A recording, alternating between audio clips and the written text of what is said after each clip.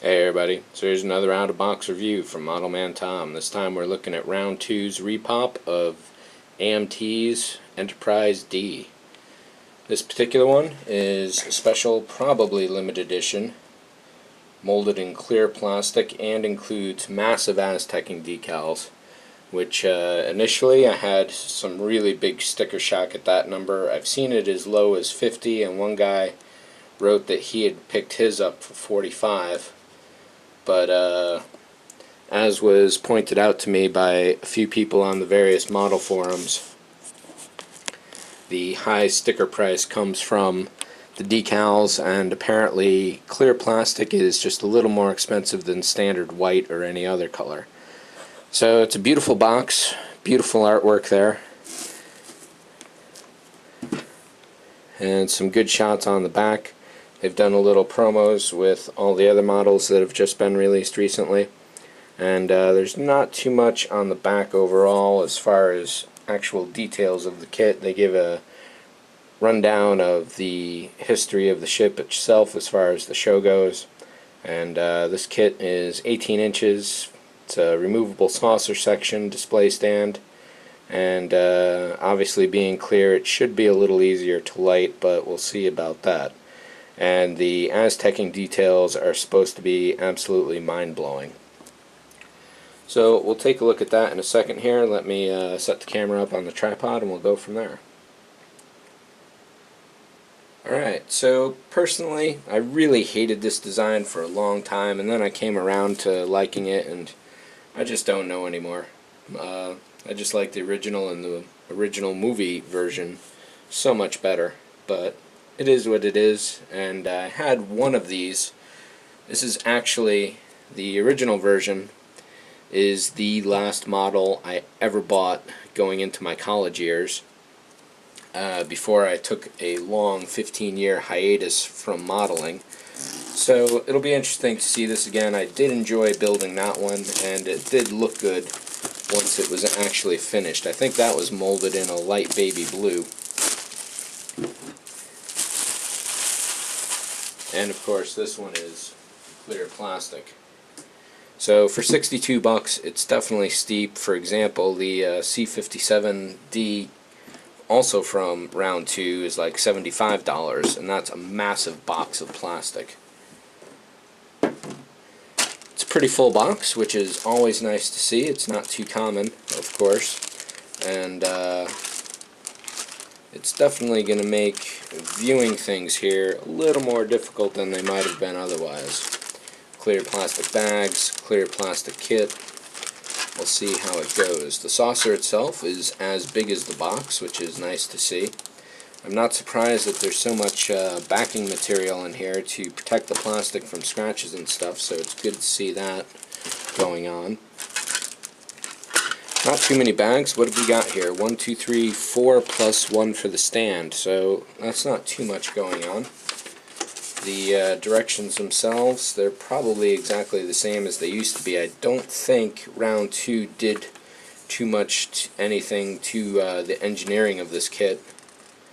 It should be the same as it always was before, except for the aztecing decals and the fact that it is now made of clear plastic. Again, I don't know if that's going to be a permanent kind of thing, or if it's just going to be a one-off sort of situation. I'm figuring it's going to be limited edition just because the price is so huge that hopefully they'll release this in regular clear plastics. This is a really big piece of decal sheet here, or decals as our friends overseas like to say it. Let's see what we've got for a size here. So it's probably like 13 by 10, so it's definitely a really good size sheet. So let me pull some of this apart and we'll take a look at each section one by one. So assembly of the kit itself is going to be relatively easy. There's probably no changes here from the original instruction sheets. They're all really big pieces. If you know the ship, you pretty much know where everything goes, and I don't know that you would really need the directions at all. You are probably going to need some special glue simply because things like crazy glue will simply craze the plastic, which makes it all foggy and spiderwebby. Glue assembly. So it says here that clear styrene tends to be more brittle than opaque styrene, so handle with care. And they're suggesting it looks like the panel lines are raised rather than recessed, which is too bad, but it does say that you can remove those. There's nothing specific here written about the glue at all that I can see offhand real quickly. But here is where it gets really complex. That is just a huge number of decals.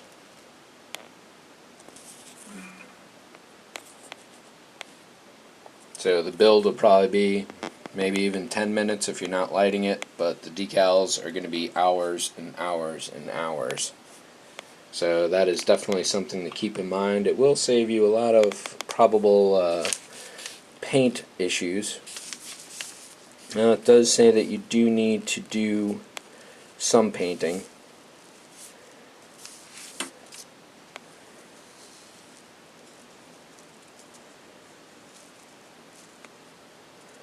So for lighting here, they suggest to paint the entire surface and then scrape away the paint on the window sections and then apply the decals.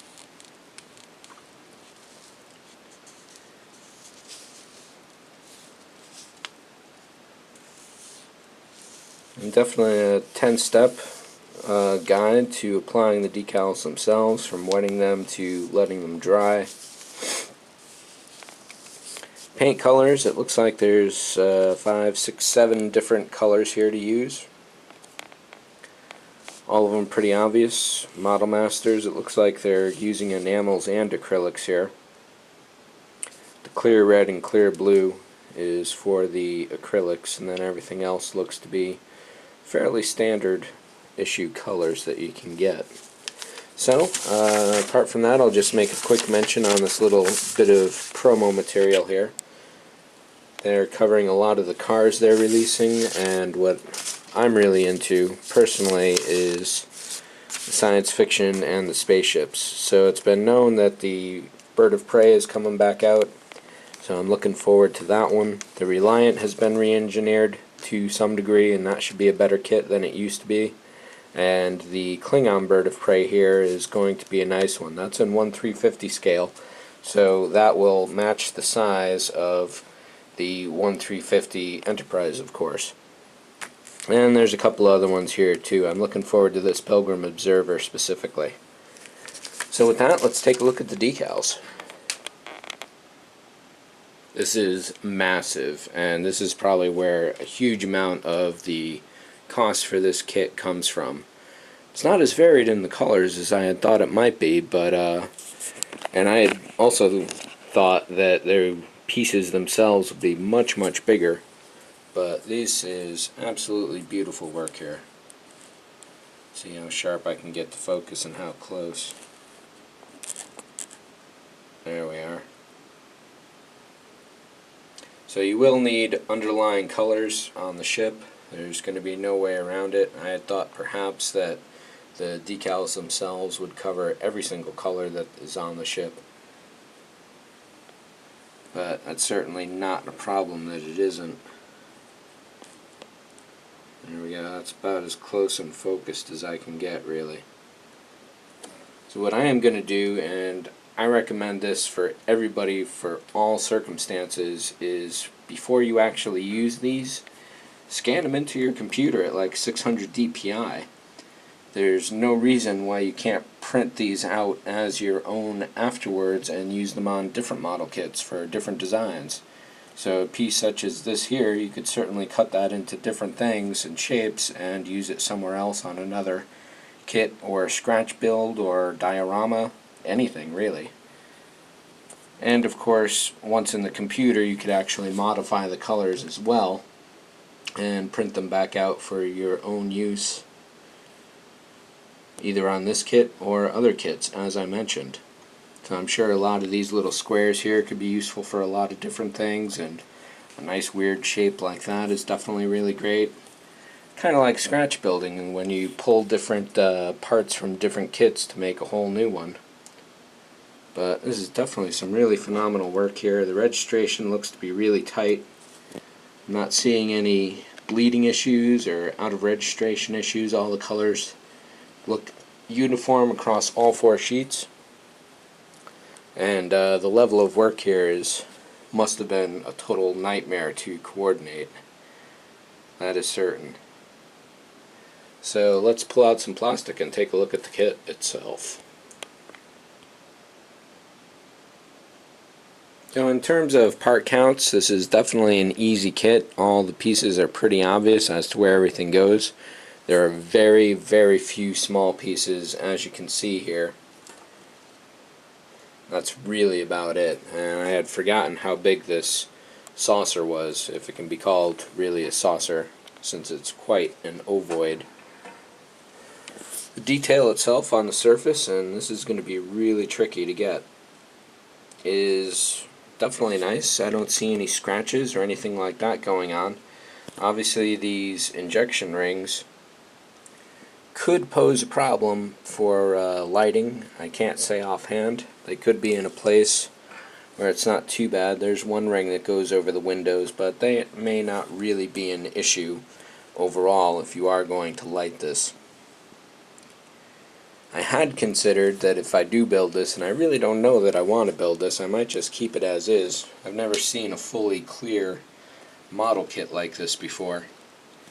And building it as clear and just applying the decals as is with no paint could really be an interesting sort of way to do it. And of course, I don't know if this ship ever really got a cloaking device. I think it did in the very last episode, but that was a different version of the ship entirely. But building it absolutely clear with no decals and no details could be an interesting thing to do as well. Unfortunately, it's so expensive that it's prohibitive to, build 2 or 3 of these. As I mentioned, the details themselves are likely the exact same as they used to be on the older version of the kit, which I think was like a $20 model back in its day 20 years ago. Of course, you probably can't expect that nowadays. But all the details are really nice.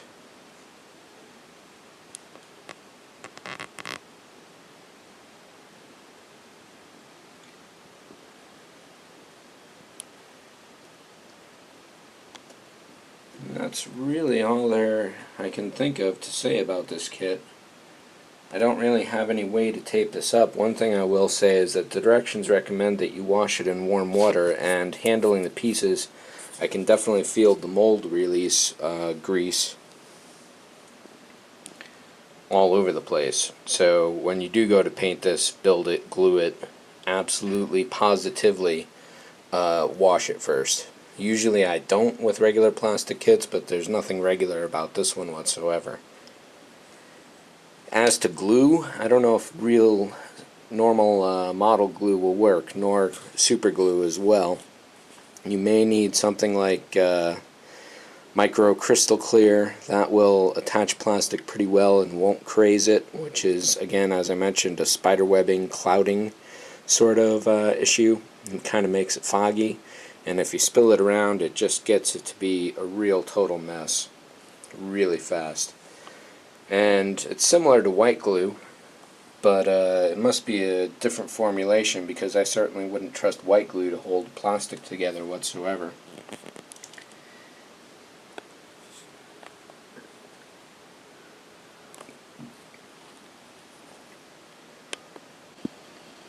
Overall, I definitely got to say it's a really nice release. Seeing it in clear plastic like this, along with all the massive amounts of decals, was definitely a real surprise. Of course, the bigger surprise was seeing the $62 price tag on it. And if you're an older person, or you're prone to Tourette's, heart failure, or anything like that, definitely take your meds before you go to pay for this, because it's really gonna hurt. You're gonna have to question your sanity. But as I did. I've seen it as low as $50 online, but by the time you pay for shipping and taxes, you've paid 60 something. So there really isn't all that much of a really big price difference. If you happen to see this under $50 locally, definitely grab it. Absolutely. It's a good kit. It goes together well from what I remember, almost 20 years ago when I built my first one and only one. But if cost is definitely a consideration for you, don't even bother looking at this, because you're going to have a heart attack. I think that's about it for this review. So, as always, thank you very much for watching. I appreciate all your views, and I'll see you later.